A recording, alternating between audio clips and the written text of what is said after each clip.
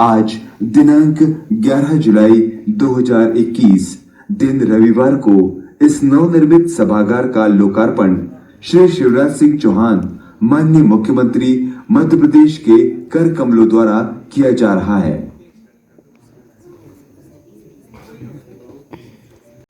Stage for this meeting, and we're going to concentrate on the issues that are behind why we need a new calendar and the Indian national calendar, and what prompted astronomers as well as the community that uses calendars to come together to look for reform. This is the one that's important. And then, of course, my speakers were after me, Dr. Shailaja, and then Dr. Arvind Ranade will talk about the details of some of these things. I will talk about very general astronomical terms. I will assume that all of you here are not very much initiated in the details of astrophysics. Many of you might know, and so I will introduce some of things as a very basic level. I will say things that I often tell my first year undergraduates in college. So first of all, let me also tell you that I am so happy that we are standing here in Dongla. This is a unique place in India, not just because of its heritage, for the terms of the history of Ujjain and the fact that Varahamihira was here and Vikramaditya was here, and the fact that we have Mahakal and all kinds of historical attributes here. But there's a reason why Varahamihira chose this as the place for defining the system of time, and we'll come to it. This is a place where the Tropic of Cancer meets the the main meridian of India, which defines the Indian Standard Time, right? And so that is the speciality of where you are sitting right now.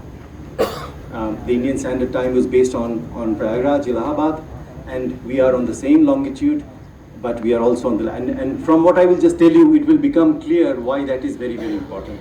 Right? So let me just start, as I said, with a basic lesson in astronomy as to what the time system is, how people measure time, and what is so special about the Indian way of looking at it. So, the Earth goes around the Sun. We know that. It actually goes around the Sun in a slightly elliptical orbit, and it actually speeds up and slows down in its orbit. But it is always good for us to look at it from the Earth's point of view, and so we think the Sun goes around the Earth. That is the only reason we've kept it like this. The Sun doesn't go around the Earth. The Earth goes around the Sun, but we are standing on the Earth. We can't go to the Sun. So now, since the Sun goes around the Earth, you can see that we've put the Earth in the middle, and actually, we've put the Earth in the middle, and we have the Sun that is going around. I've made that plane as a plane which is yellow, and it is called the ecliptic, right? And you can see that there is another plane there, and that is, if you take the Earth and take its equator and stretch that all out, you can see that these two planes make an angle, and that is 23.5 degrees. So the Sun is going around in a path that is not the same as the equator of the Earth itself. Okay, I'll tell you exactly why that is important in a minute. But the Sun is going around the Earth, and so different days of the year we see the Sun, as you see in that orbit, in different places. And this leads to this interesting phenomenon we all know about, and that is, when we look at the Sun rising and the Sun setting, it does not rise in the same place every day. It does not set in the same place every day. Thank you very much. This is exactly. Wow. Wonderful. Okay, so as you can see, we think of Sun rising in the east. Everybody knows that. But the Sun rises in the east only on 2 days of the year. And those are the 2 days that are kept there, March 21st and September 21st, and those are called the equinoxes. And every day of the year, the Sun rises in a different place and sets in a different place. If you live in a place where you can see sunrise every day, or you do Surya Namaskar in the morning, you know this. What goes from east towards June and to summer solstice, it is the farthest from east towards north, in the northern hemisphere in India. And then it comes back. In September, it comes back to exactly east, and then it starts going south. And it goes to December, and you can see the sun is in the sky for shortest period of time in December, and that is why one of the reasons it is winter, it is cold, because the sun is there much shorter. Now think of this, if you were in a different place on the earth, like you were at a very high latitude. I lived in England for many years of my life, and in Northern Europe, you see the sun barely over the trees. It doesn't come up much at all, and that is why it is even colder there. Okay, topic of Cancer you are starting on in Dongla. The sun actually on the day of the equinox, the day of the solstice, where it goes highest in the sky, it actually goes right on top. People who live in England and in Canada and in Japan have never seen that in their life. The sun going like that. It is different in different places. Between the tropics, in between the Tropic of Cancer and Tropic of Capricorn, you get one time or twice in a year where the sun is right at the top. It's called zero shadow day, where the shadow vanishes. Even in Delhi you don't get it, because Delhi is north of the Tropic of Cancer. And if you are in very high latitudes, you don't get it. Here's a good example of what I've just said. Somebody's taken a picture every month of where the sun rises. And you can see, same place, the sun is rising at different parts. This is the month. And it's coming like that. Right? So this defines what time of the year you are. And how you measure time, even from the time before. Many thousands of years, when people didn't have telescopes, they didn't understand astronomy, mathematics, etc. People knew their seasons. You can define the time of the year by looking where the sun is rising. And then you see how long the sun is in the sky.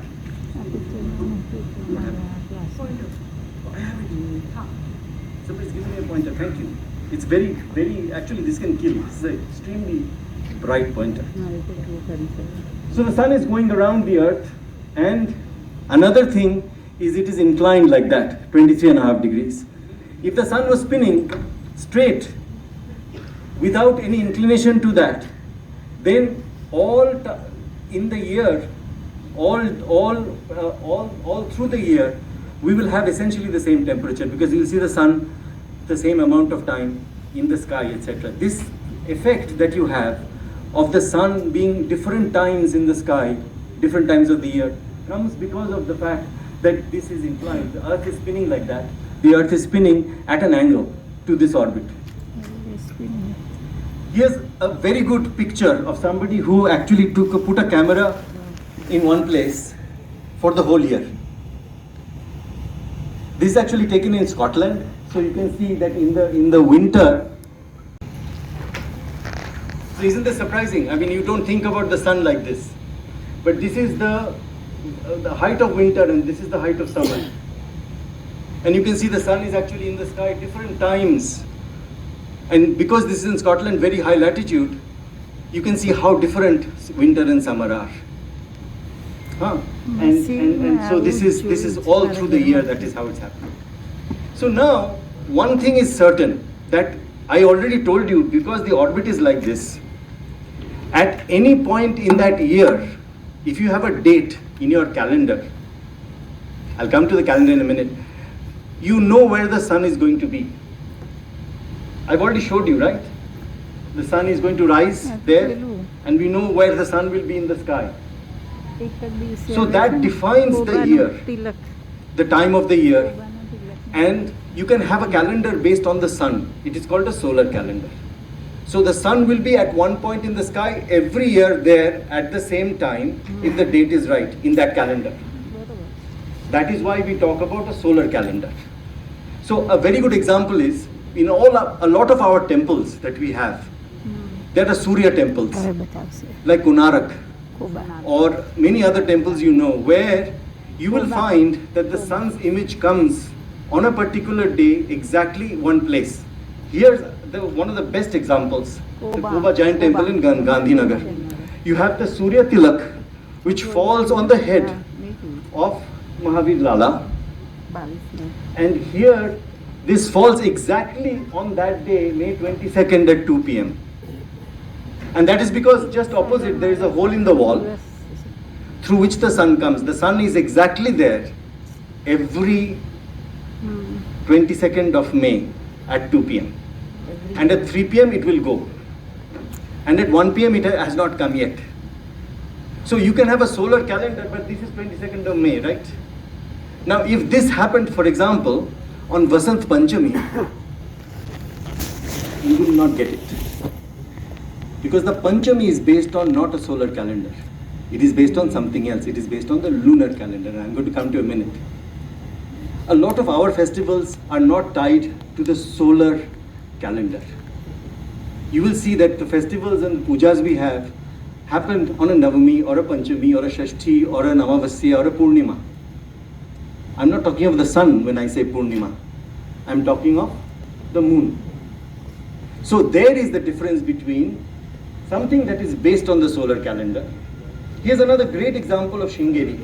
If you've been to this temple, you know that inside the temple, and my next speaker, Shailaja, Dr. Shailaja has done amazing research on this, and this is taken from a paper written by her, taken analysis of the temple in Sringeri, and she can probably also mention it, that there are places exactly each month the sun falls on a particular pillar, and that pillar is named after the particular Rashi in which the sun is at that time, right?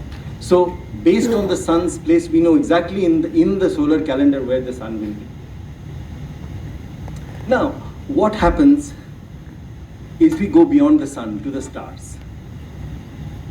Okay, the sun, we are going around the sun, that is all right. But then we are also looking at the rest of the sky. And this is what happens. This is a very famous picture taken from the 1970s by a very famous astronomer called David Malin from Australia. But we now can produce this picture anywhere. This was the first time it was taken, so it became very famous.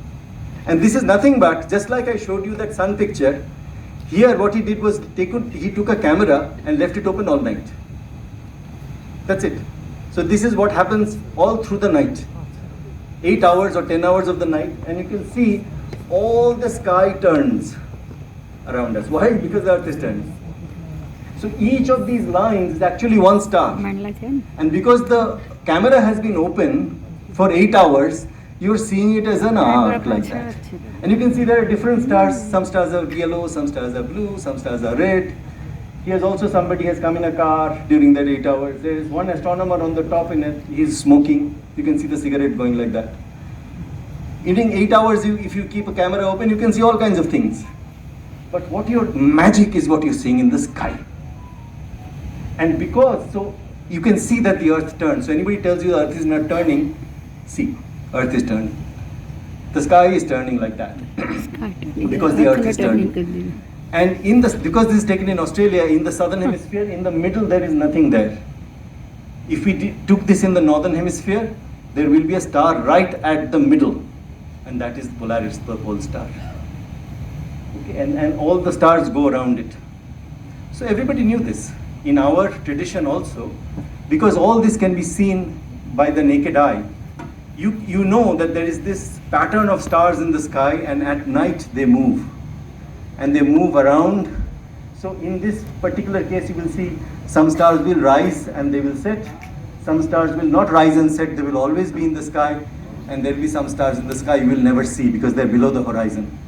If as an astronomer, I want to study such stars, I have to go to the southern hemisphere. That is why I go to Australia and Chile and South Africa all the time. Because I use telescopes there to see things that we'll never see from India. Now, what is the relation then between the sun and the stars? What we see is that the stars at the background, other than moving like that because the earth is turning, they don't move at all. For a star to actually move in the sky, it will take much longer than our lifetime. So we can use that backdrop of stars that we see as a backdrop, as if it is like in a theater. When you're watching a play, you see a backdrop. And that does not change, and people move in front of it. So the stars are our backdrop. And the earth is turning around the sun and going around the sun. And so based on that, we look at the stars as a canvas at the backdrop. So this is then, we define the position of the sun with respect to the stars in the background. So what our forefathers did in India was that they said, you see that the same place the sun goes in the sky, and we also see the grahas, which are the planets, they also follow in the same line. Why? Because actually, you know, we are in a plane. All the grahas and the sun, they line a plane. So when we see them from the earth, we see them all in a line. So that must be very special. This ecliptic is very special. So from the sun, and you will see these pictures in the posters there as well when we came from Ujjain. From the sun, what we are doing, so we are here is the earth going around the sun, but we see the sun against the stars. And what we did was we just joined the stars in different nice patterns, called them, you know, Aries and Pisces and Aquarius and things like that, and gave them names. And what we did was we divided up this path of the sun in the sky into 12 separate houses, called them the zodiac sign. And so these are the zodiac signs, and the sun spends roughly 1 month in each of these going around. And why is this 1 month? 1 month comes from the fact that the moon goes around the earth in roughly 1 month. I'll come to that in a minute. So now you can see the 1st of March, you are here, and the sun is in Aquarius. Actually, that is absolutely right, according to the current astronomy. If you are in January, you are in the earth, you see the sun in Sagittarius. And that is because you see the sun, when you see it, of course, when you see the sun in the middle of the day, you can't see the stars behind it, but you know it is there. Right? Because actually, at midnight, when the earth turns, you will see Gemini on top, and you know the sun is actually right. Stars is defined. But at the same time as this was being developed, and Varahamihira writes about this in his, he actually writes very, very in great detail about where this comes from, etc. In the Indian system, there was another parallel system, and that was the nakshatras. The nakshatras there are actually 28 and 27, depends on where you get it from. We now go by the 27 nakshatras and leave out Abhijit, which is one of the stars which was originally there, and that is also done in the same way. So if you look at these are 12 houses along the ecliptic, but along the same thing we take minor small asterisms, small combinations of stars, and call them the nakshatras. Okay, and there are 27 of these, so that is roughly 9. So this is about 30 degrees for each, because 360 degrees is the whole thing, and those are about 19 degrees for each, 27. And this was the original system that we came up with, and later these were merged together. And so you can have the sun in a Rashi and also in a nakshatra. And those two are connected. And the nakshatras, you will see, become very important, because the nakshatras define the seasons to some extent. Our months are named after the nakshatras, not after the Rashis, and etc. So if you look at the names of the different nakshatras, which we now identify with the astronomical names of it, you will see many of them have great connections in the calendar. And as we discuss the calendar later on, you will find references to them.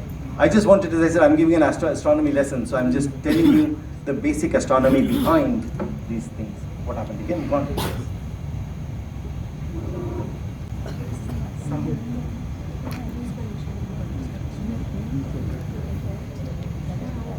Yes.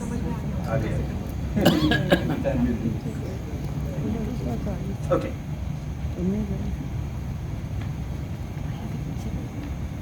So, how do we then measure time? We measure time, as you know, day is the time taken by the earth to spin on its axis. All of these have problems, because once the earth is turning, it is also moving around the sun. So what do you mean by one full turn? Is it when the sun comes back to the same place in the sky? No. Because once you're turning, you've already moved. So there are many definitions of day, right? Sidereal day, etc., etc. Month.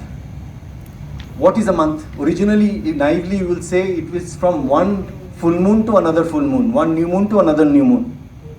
But there is also a problem there because Amavasya to your next, but the time, this is not the same time that it takes for the moon to go around the earth. Because here, the sun, time taken by the earth to go around the sun, but how do we know that?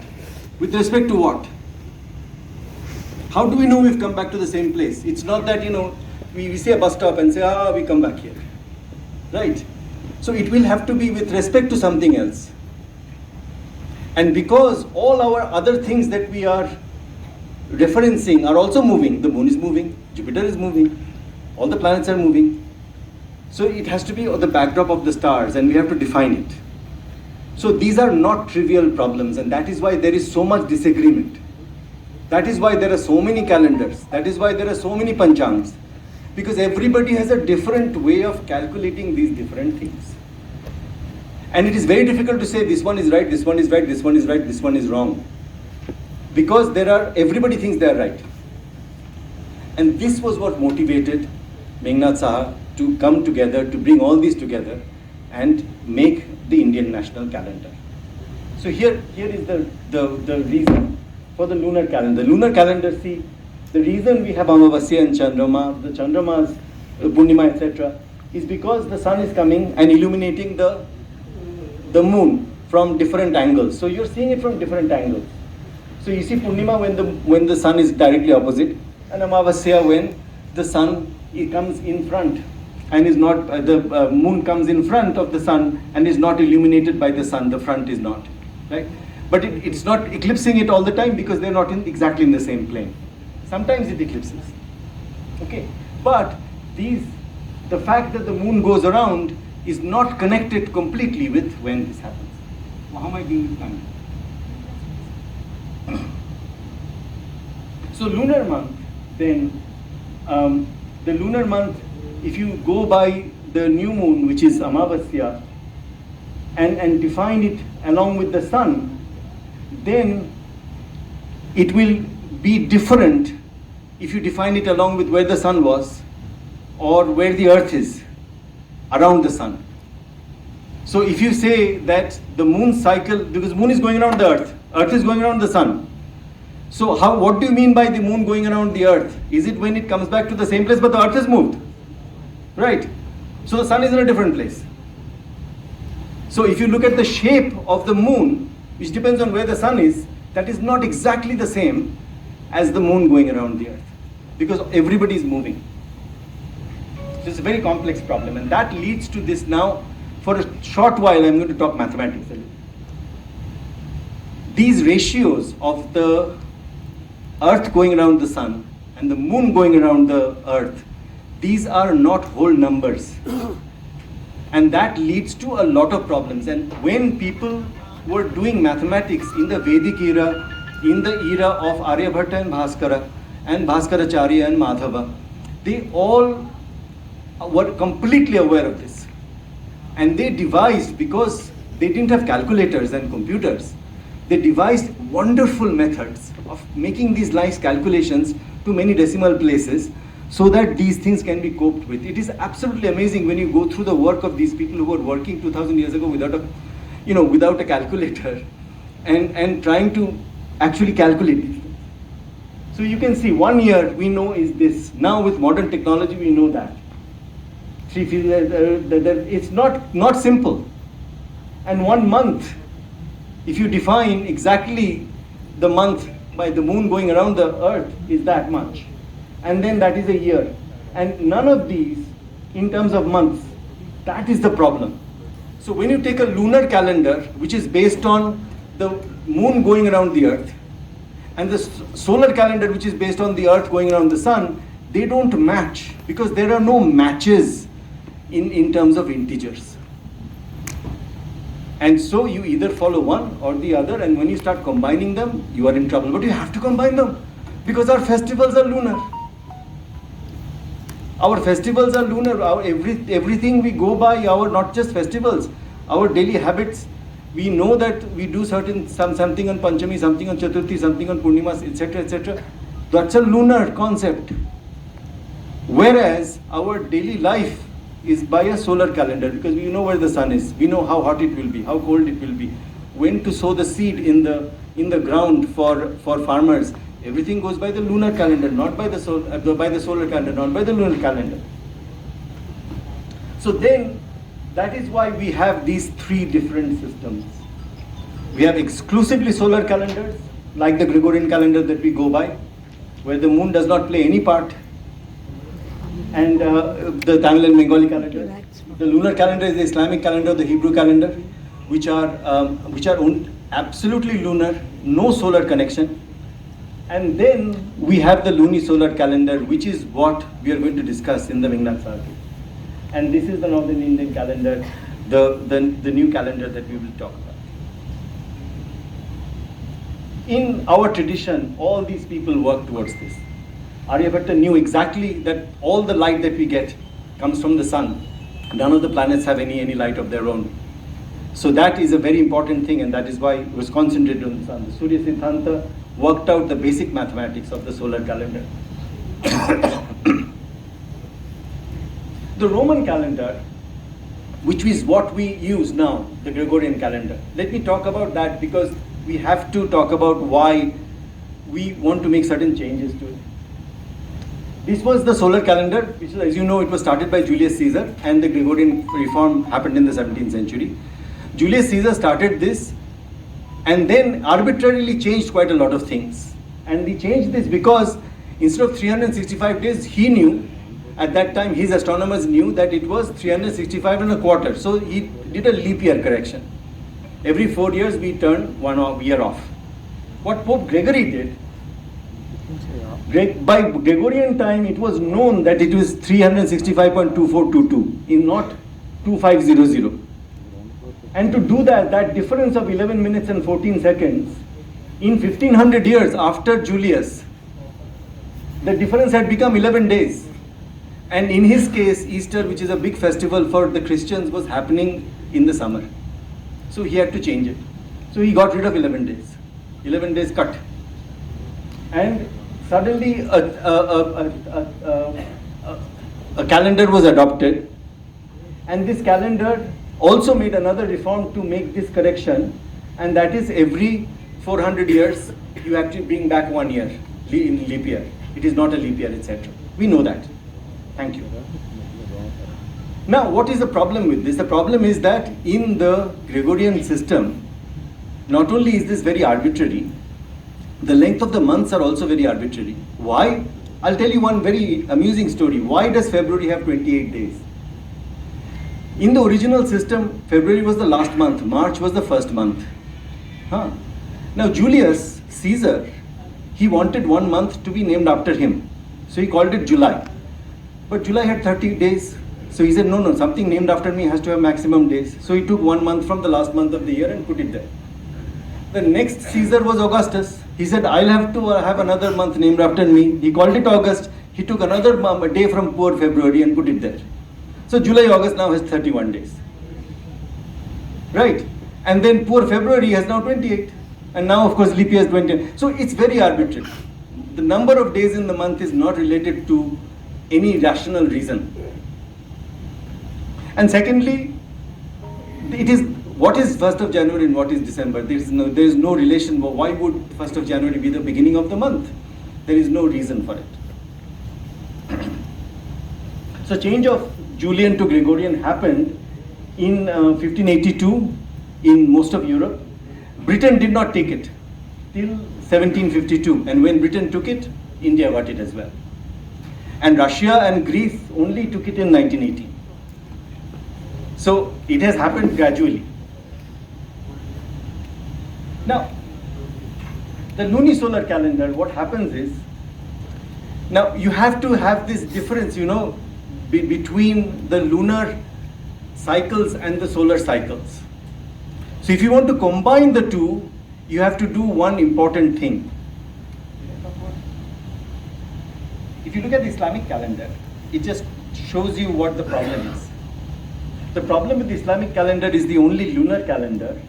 The calendar, because there is that 11-day problem with the moon cycle, the number of moon cycles that fits into a solar cycle, there's an 11-day remainder. So the lunar calendar shifts every 11 days, every year by 11 days. So somebody has to take care of that if you want to combine the lunar calendar and the solar calendar. So the lunisolar calendar, in many cases, you have 1 month that is, this is okay. Mike, this is all right, chalo. So you have to insert months from here to here, very arbitrary. How often you need to insert a month? You need to insert month once every 3 years, but that's not just right. No fraction works out that way. Anybody here who understands basic fractions, you will see actually 1 every 3 years is 0.333, but the difference is 0.3683. So actually, it is 7 months every 19 years. And this is why we have what is called the Adhik Mas. When we actually have a lunisolar calendar, the Indian national calendar is lunisolar calendar, you will find that every 19 years, you will have to bring up 7 times an additional month in order to have this difference between the lunar cycle and the solar cycle. Okay, this is done completely differently in different calendars. If you have a lunisolar calendar, if you ever use a lunisolar calendar, you will know that every single calendar does it in a different way. The Hebrew one in Israel puts it every 3rd year and then 6th year and 8th year, etc., etc., etc. Other calendars do it in a different way. This is why there are so many different calendars. The Bengali calendar does the same thing. The Bengali calendar is a wonderful thing. It's completely based on the Surya Siddhanta and takes into account the fact that during the year, the earth slows down and speeds up. So some of the months are much longer and some of the months are much shorter, based on how fast the earth is moving.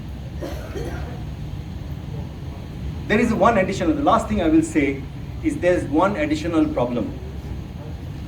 Let me see how I'm doing this time. I'll finish in about 5 minutes. There's one additional problem, and that is the precession of the equinoxes. The earth going around the sun doesn't go exact, it's spinning and it's going in an ellipse, but that spinning doesn't spin with the axis being the same. It spins like a top. If you've ever spun a top, you do a top and the top goes like that.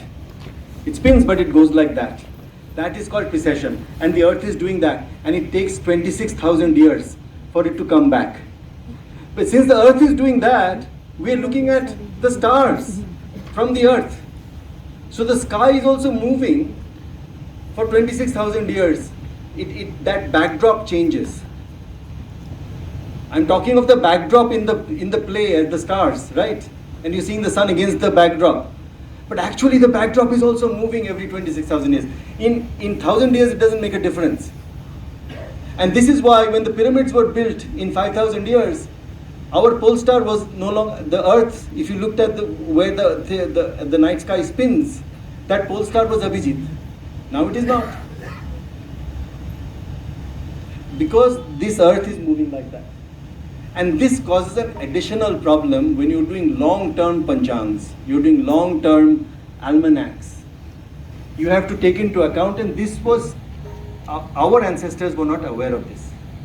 This we have learnt later on.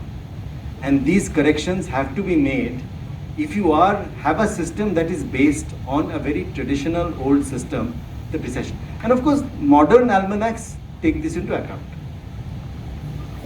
So as a result, the precession of the equinox, what happens is that slightly, and there are other motions as well. Actually what is happening is, as the earth goes around the sun, it is not only the sun that is pulling the earth, all the other planets are also pulling it. The moon is pulling it. Those cannot be ignored. And so the earth's orbit moves slightly. It is moving in many directions.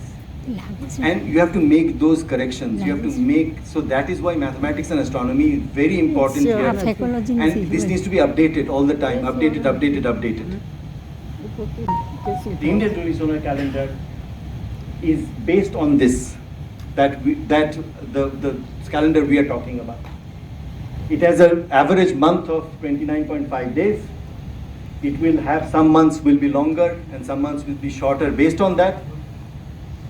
There are other things that I'm not going to talk about. Dr. Shailaja will come later on and talk about measurement of time. Because I'm just going to flash one slide here. We have in our tradition different time intervals that are measured. You will find that there are some things, I'm talking of day, hour, a month, year. But in our tradition, there were very small intervals of time are also mentioned. I'm talking of all of these things. And you can ask, how did we measure those things? How did we measure that things that were much smaller than a second? And you will hear about that. And in our tradition, we had various nice ways of measuring this time. So this is why our tradition of astronomy is based on measuring of time that has very nice instruments. Sorry, finally what I'm going to talk about is the national calendar, which you will hear in great detail when Dr. Anade will talk. But sets the stage for why this reform was needed.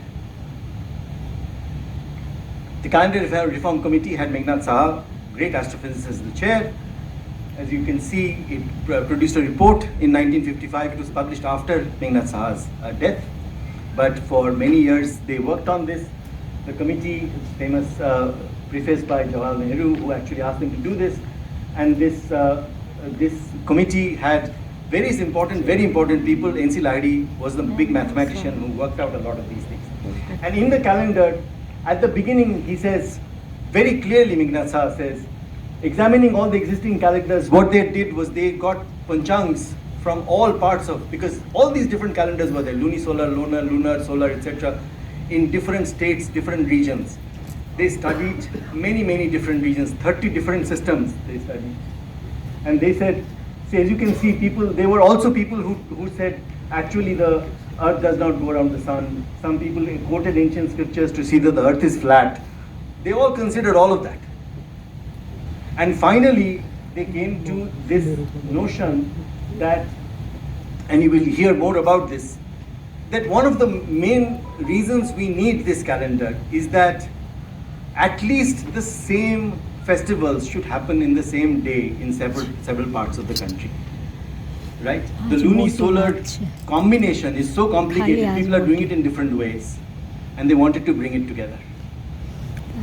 Even when I was growing up, because of the two different panchangs, I was growing up in Calcutta, two different panchangs conflicted, we were having our festivals like Durga Puja and Kali Puja and Saraswati Puja, all those things that we had in different days. Some people would do Durga Puja on that day, 15 days later some people would do another Durga Puja.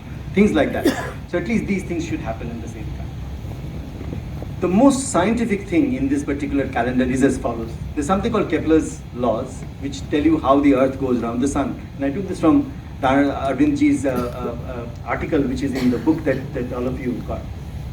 But it shows you that as the earth goes around the sun, it slows down in certain parts of the year and then goes fast in certain parts of the year. So near Ashar and Shravan, it is slowing down and speeds up near Paush.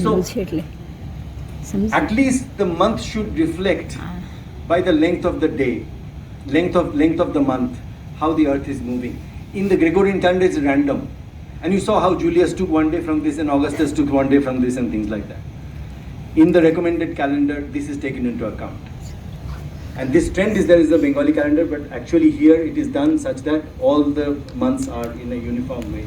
And you can see that here in this length of the days that I have given. So I'll stop there, and I hope that I have actually managed to make you understand the complication of the whole thing. The issue is very complicated. And the problem is that all of these proper calculations need mathematical tools which are based on calculators, based on calculus, and it's based on spherical trigonometry, and we are still learning most of it. And to do proper calculations, it requires modern computing. So all of these are there together. And as I said in the morning, I see the astronomers and mathematicians, their job is to apply the laws of physics and mathematics as we know it, and with computers come up with these solutions for when the earth, where is the earth around the sun, and where are the stars as seen from the earth, that we can do. What you do with it is a different issue, and different people have different applications for this. But at least we should be all on the same page as to exactly, if you ask the question on such and such day of the year, at such and such time, where are these planets and where is the sun and where are the stars behind them, we should be able to. And now, right now, there is no system that agrees on this. So one of the reasons Meghnad Sir did this, was the committee did this, was they set up a system and set up an institute called the Positional Astronomy Center in Calcutta, set up this system for this to actually be calculated regularly, and this needs to be updated. That was done in 1955, it was not even adopted, it was adopted by Parliament, nobody uses it. Right now it is 50 years later, and actually already time has come to update it, and it has to be updated. And that is the job of us. Thank you. Update करवानी છે હા start